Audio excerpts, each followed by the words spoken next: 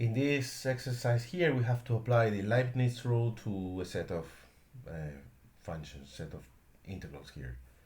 Remember, the Leibniz rule is the following. If you have a function that is defined as the integral from one function to another function of ft dt,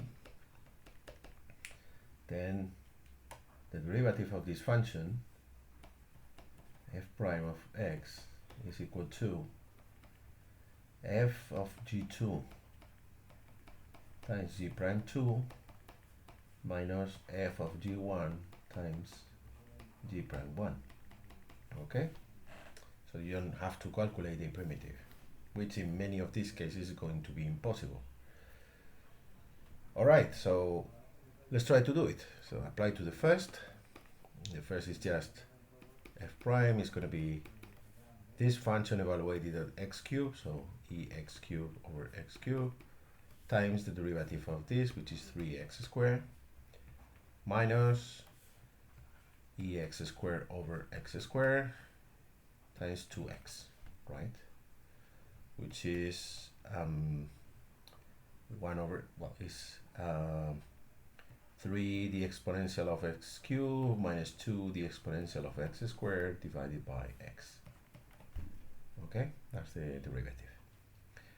In the second case, f prime is the derivative of this function. Well, is this function.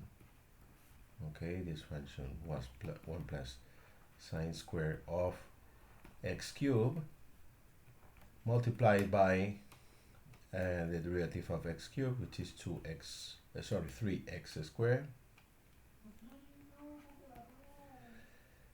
minus, and then you have the function evaluated at minus x cubed, so 1 plus sine square of minus x cubed, but since the sine is an odd function and is a square here, this is the same as the sine of x cubed.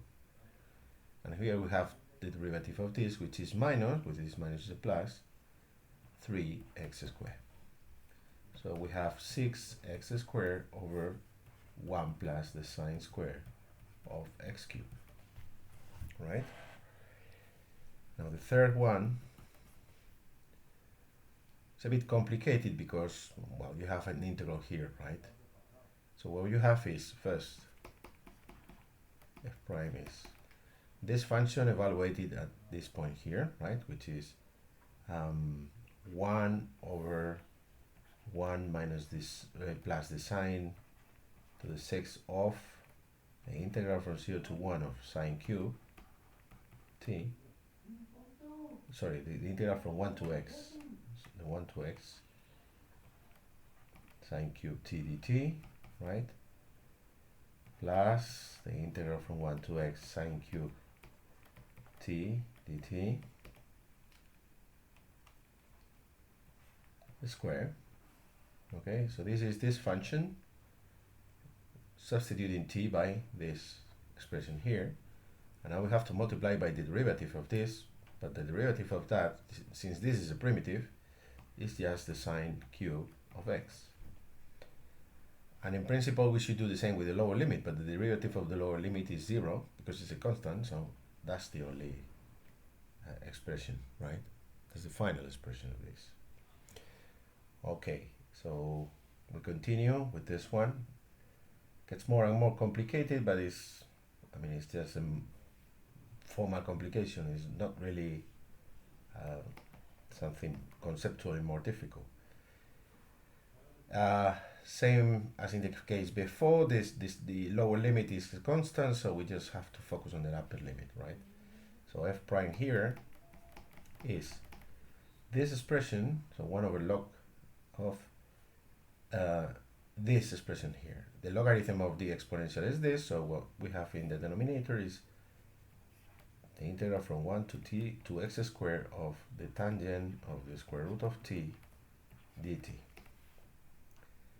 Okay, and now we have to take the derivative of this here. But the derivative of that is, well, of course, the exponential. Is the derivative of the exponential is the exponential. So it's the exponential of the integral from 1 to x squared of the tangent of square root t dt, right? And then we have to multiply by the derivative of this expression, which is again an integral, and here we have a curve.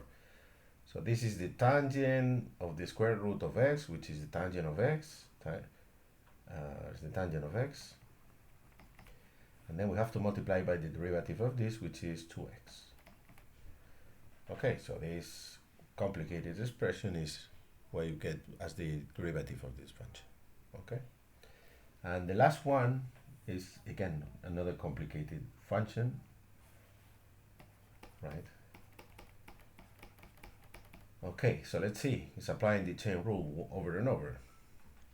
So we have first the derivative of the sine, that is the cosine. So we first have to copy everything as it is. The sine of the integral from 0 to y of the sine cube t dt dy. Alright?